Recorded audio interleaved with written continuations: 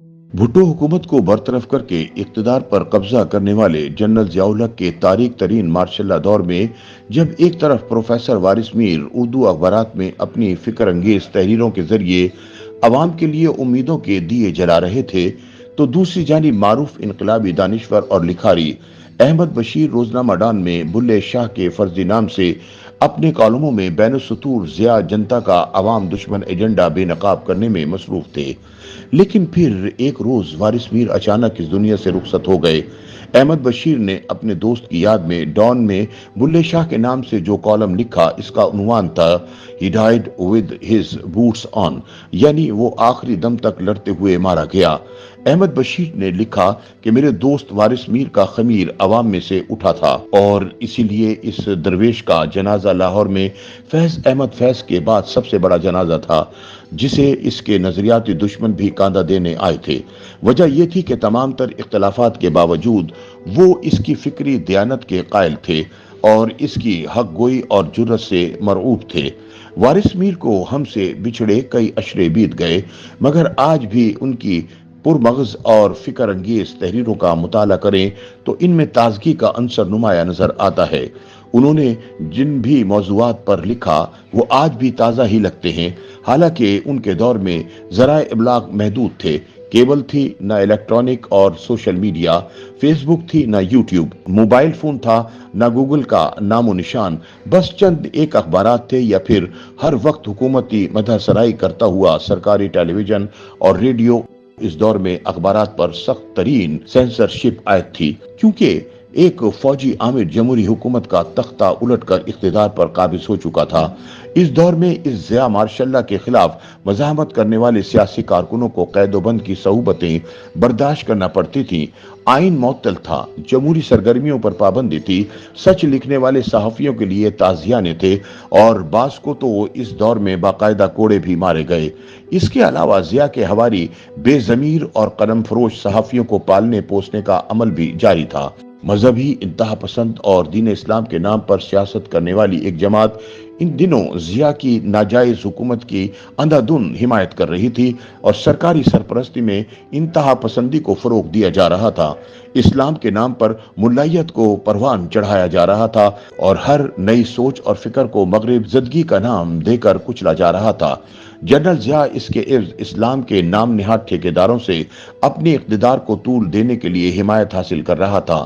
Professor वारिस मीर ने उन मुश्किल तरीन हालात में बड़ी जुर्रतमंदी के साथ नाम निहाद इस्लामाइजेशन के अमल की मुखालफत की और जिया की इस्लाम के नाम पर आमिराना इक़्तिदार को तूल देने की कोशिशों को बेनकाब किया। उन्होंने इस्लाम की अपनी मर्जी की ताबीर के जरिए औरतों के हुकूक गस्ब करने की कोशिशों की भी खुलकर मुखालफत की। वारिस मीर ने जज्बातियत के बजाय संजीदा इल्मी अंदाज में औरतों के हुकूक का मुकदमा लड़ा।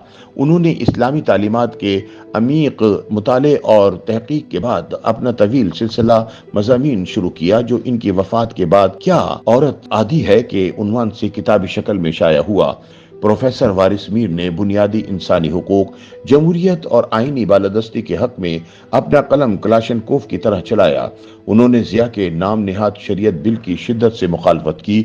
वारिस मीर ने इससे पहले के मार्शल्ला अदवार के अपनाए गए हथकंडों को मौजूए तहरीर बनाया। इस दौर में जिया हुकूमत की दस्ते रास्त एक इस्लामी जमात वारिस मीर की शदीद मुखालिफ थी और बहाने बहाने से उनको तंग करती रहती थी। जिंदगी के आखिरी दिनों में इस इस्लामी टोले ने वारिस मीर को एक बड़ा सदमा ये दिया कि उनको ब्लैकमेल करने के लिए और जहनी दबाव में लाने के लिए उनके एक 16 साला बेटे के खिलाफ कत्ल का झूठा मुकदमा दर्ज करवा दिया गया।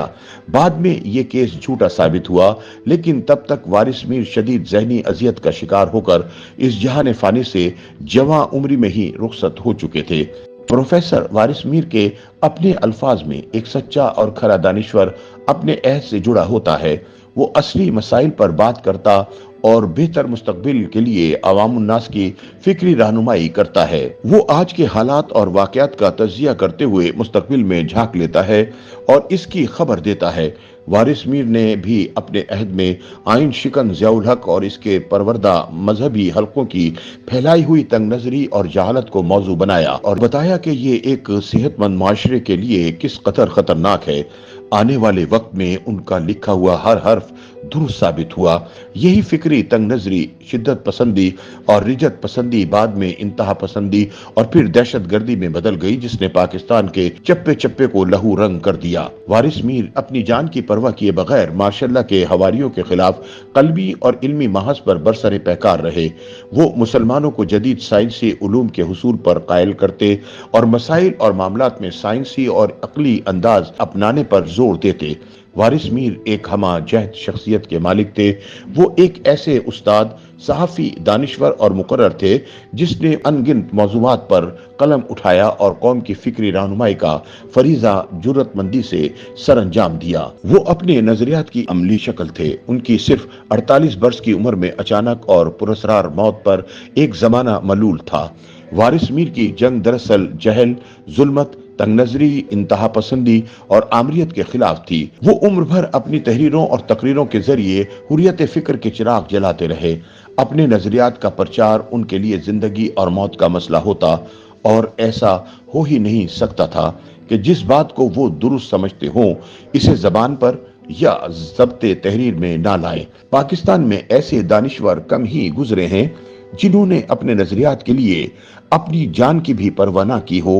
वारिस मीर का शुमार उन दानिश्वरों में होता है जिन्होंने जिंदगी की आखिरी सांस भी अपने नजरियात के प्रचार की नजर कर दी। बिलाशुबा वारिस मीर आखिरी दम तक लड़ते हुए वहीं अपने मोर्चे में मारा गया। YouTube पर गूगली न्यूज देखने के लिए youtube.com की सर्च बार में गूगली न्यूज टीवी टाइप करें। गूगली न्यूज के पेज पर सुर्ख रंग के सब्सक्रिप्शन वाले बटन पर क्लिक करना ना भूलिए। YouTube पेज पर अपलोड होने वाली वीडियोस से बाखबर रहने के लिए बेल आइकन पर क्लिक कीजिए। आपको हर नई वीडियो के बारे में नोटिफिकेशन मौसूल हो जाएगा।